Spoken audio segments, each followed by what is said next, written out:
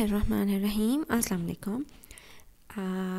Real butter का जो test है वो तो किसी चीज़ में नहीं हो सकता, और घी जो है उसकी तो क्या ही बात है। लेकिन जो कमर्शियल घी है वो बहुत ज़्यादा जो है ना मिलावटी होता है और उसमें ट्रांस फैट्स पाए जाते हैं। तो आज जो है मैं आपको ये तरीका बताने जा रही हूँ कि आप घर में कैसे आराम से घी बना सकते हैं। उसके लिए मैंने 2 किलो दूध लिया है और उसको मैंने उबाल लिया है और उसके बाद 10 मिनट तक पकने दिए और फिर मैंने उसको फ्रिज में रख के ठंडा कर लिया है। और अगली सुबह मैं उसकी अब ये मलाई उतार रही हूँ। तो घी के लिए हमें मलाई की ज़रूरत होती है, इसलिए हम इस मलाई को इकट्ठा करते रहेंगे। अब मलाई को जो है वो एक डब्बे में निकालते जाएं और उसको फ्रीज़र में रखते जाएं। और जब आपका डब्बा भर जाए, तकरीबन 10 से 15 दिन लगेंगे, तो तकरीबन आपके पास 1 किलो के बराबर अगर क्रीम इकट्ठी हो जाए तो फिर आपका घी बन सकता है। तो ये मेरे पास तकरीबन 2 किलो क्रीम है और इसमें मैं आधा कप जो है वो फ्रेश योगर्ट, जो घर का बना हुआ दही होता है या जो खुला दही होता है, वो है। अब हम इसको मलाई को गर्म करेंगे और फिर इसमें जब ये नीम गर्म हो जाएगी और तो तकरीबन पिघल जाएगी तो इसमें हम दही डाल देंगे। और दही अगर ठंडा है तो उसको भी हम हल्का सा गर्म कर लें, बिल्कुल हल्का सा। और अगर आपकी क्रीम फ्रीज़ है तो उसको पहले रूम टेम्परेचर पे ले आएँ। फिर जब वो नीम गर्म हो जाए और उसमें आपने जाग लगा दी तो आप उसको कवर करें और किसी मोटे से खेस में या टॉवल में जो है ना उसको लपेट दें और तकरीबन पूरी रात के लिए या 10-12 घंटों के लिए इसको छोड़ दें। अच्छा, अगर गर्मी है तो फिर शायद आपको ये लपेटना ना पड़े, लेकिन सर्दी में आपको ये इस तरह करना पड़ेगा। जब आप खोल कर देखें तो ये इस तरह जो है ना थिक सी होनी चाहिए और सेट हो जाना चाहिए इसका टेक्सचर जो है। फिर आप ब्लेंडर लें और बीटर को बिल्कुल यूज़ ना करें। एग बीटर से कभी ना इसको बीट करें क्योंकि सारे किचन में आपके छींटे जाएंगी। आप ब्लेंडर में यूज़ करें, वो सबसे बेस्ट है।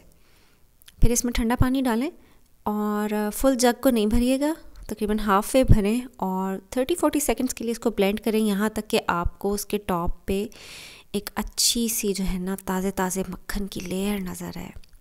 बहुत मज़े का होता है ये। इसको कभी रस पर लगा कर खाएँ या ब्रेड के ऊपर, बिल्कुल ताज़ा ताज़ा मज़ा ही हो रहा है इसका। इसमें हालांकि सॉल्ट नहीं है, लेकिन ये फिर भी बहुत मज़े का लगता है। और ये जो इसका नीचे पानी है जो कि एक्चुअली लस्सी है, इसको आप छान लें ताकि जो थोड़े बहुत ज़र्रे हैं मक्खन के वो भी हमारे पास वापस आ जाएं। और रिपीट करें यहाँ तक कि सारी मलाई आप ब्लेंड कर लें इसी तरह और आपका मक्खन जो है वो इकट्ठा हो जाए। तो ये आपका मक्खन बन गया है। और इसको आप जो है ना इसमें से एक्स्ट्रा जो लस्सी है उसको ड्रेन कर लें। अच्छा, अब अगर आप इसको इस तरह रखना चाहते हैं तो भी रख सकते हैं, लेकिन ये बहुत जल्दी जो है ना वो ख़राब हो जाता है।